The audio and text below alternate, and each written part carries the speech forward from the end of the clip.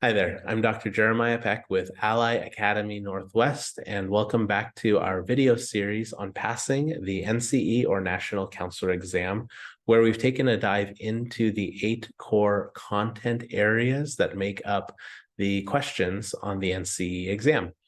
What we're looking at in this video is professional orientation and ethical practice.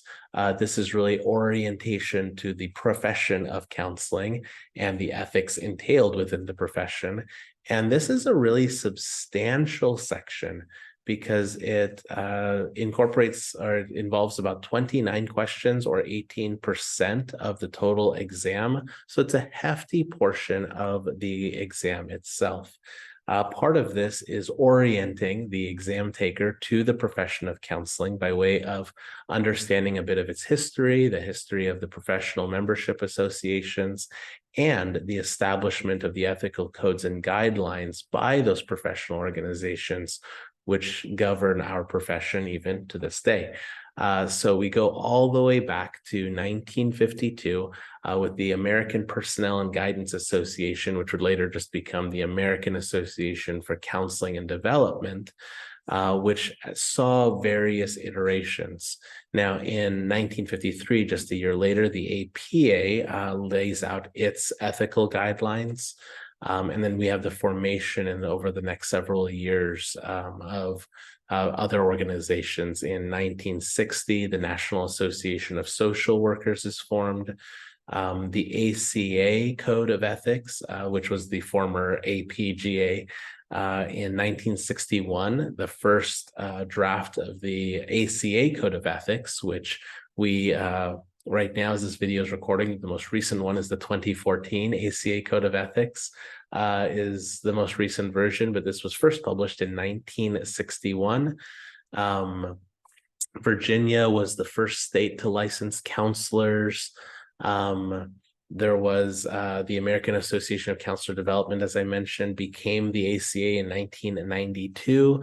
And even within counseling as a profession, we recognize that there are a variety of uses of the word counselor. Like you have mental health counselors, you have career counselors, you have school counselors, you have crisis counselors.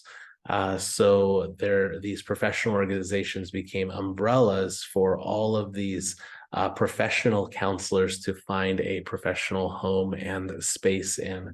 The significance of these professional membership associations is that they represent the profession and they also govern the profession by way of the standardization of practices and ethics and research.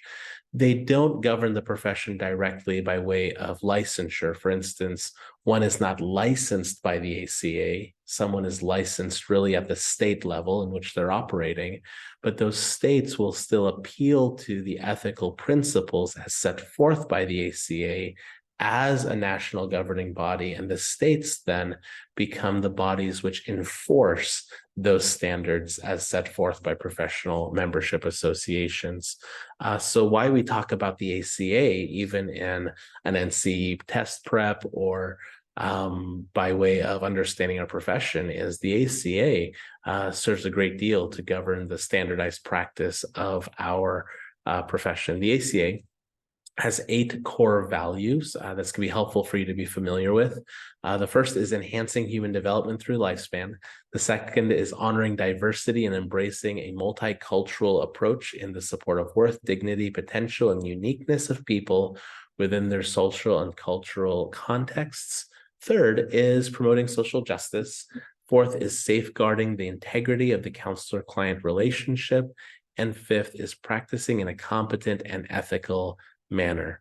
Now, in addition to, and this is something that's exceedingly important, if you're taking notes, I would encourage you to monitor this by way of your test questions on the NCE, that you have what's called the ACA Code of Ethics, which, if you're not familiar with, I hope that you are, is a code book of various situations and contexts as to what is and is not ethical. But then in addition to the 2014 or most recent edition of the ACA Code of Ethics are 6 ethical foundational principles also set forth by the ACA.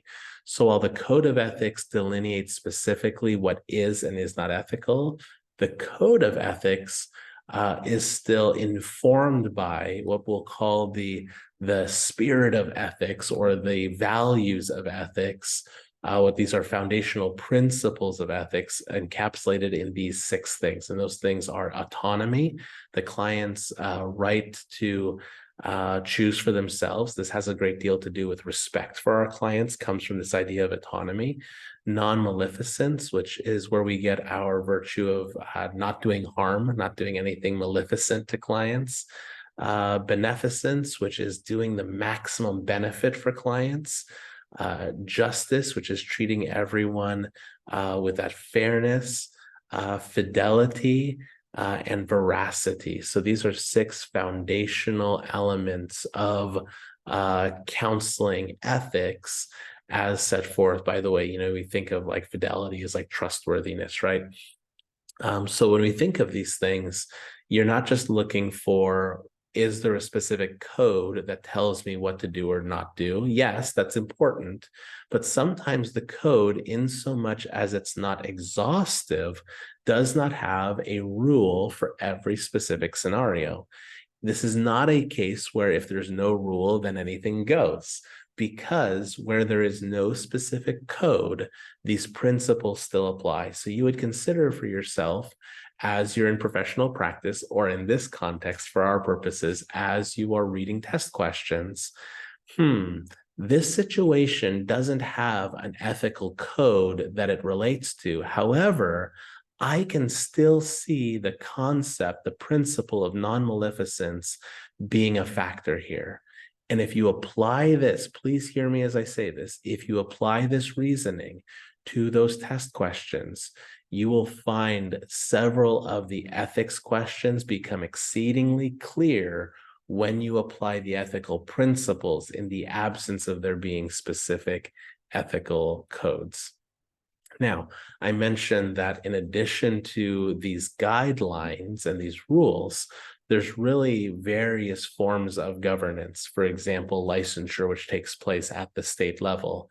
We also have a number of legislative actions or court cases that also influence the profession. So we have some state level influence, we have some national level influence, and here we'll say some legislative influence as well.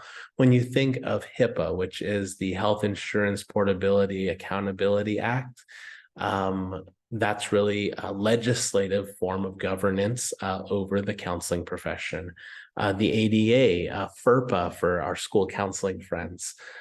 These are other forms of legislative governance that have implications for our profession. So as you're studying this section, make sure you're familiarizing yourself with HIPAA and FERPA and the ADA and so forth. There are some notable court cases which are going to be significant. For instance, the name Tarasoff ought to be familiar. Tarasoff really established the duty to warn rule, in which, though is slightly different from state to state, or can have different expressions or how far that extends. Generally, it's something that's helpful to be familiar with. The Headland case established that duty to warn extended to anyone reasonably at risk, so it was an extension of Tarasoff. And there's a number of these other court cases. The Jablinski case, for instance, highlighted that mental health professionals have a duty to consult a patient's prior records when evaluating threat and their duty to warn. So sort of a building even further. It'll be helpful in so much as evaluating new test questions, even as you're studying for the exam, that as new test questions are being added, new test questions will incorporate information about telehealth. So it's exceedingly important that you're reviewing information about new emerging strategies and ethical best practices as it relates to telehealth, because those new pieces of content are being implemented and added to the NCE with each new revision and each new round of experimental test questions that are being introduced. We discussed in a previous video the idea of countertransference. That's the experience of the counselor towards the client. And an ethical consideration that's important with regards to countertransference is that the counselor does not impose their values onto the client. That actually would be specifically delineated in the code of ethics itself. Self-care strategies would be included in this profession or in this section because self-care is a foundational value of our profession. Self-care is something that is also ethically required. These are all evidence-based factors which are involved with our profession, which again adds to the legitimacy of what we do and the overall consistency by way of safeguarding public health, public well-being, and holding other members of our helping community accountable to these set standards. It's really helpful that these standards exist for our counselors so that the practices that are being operated and where counselors are seeing clients do not discredit the work of the profession for other counselors who are ultimately also trying to do the right thing by their clients. So thank you so much for watching this and every other video in this series on passing the National Counselor Exam. I've been Dr. Jeremiah Peck, and thank you so much for watching.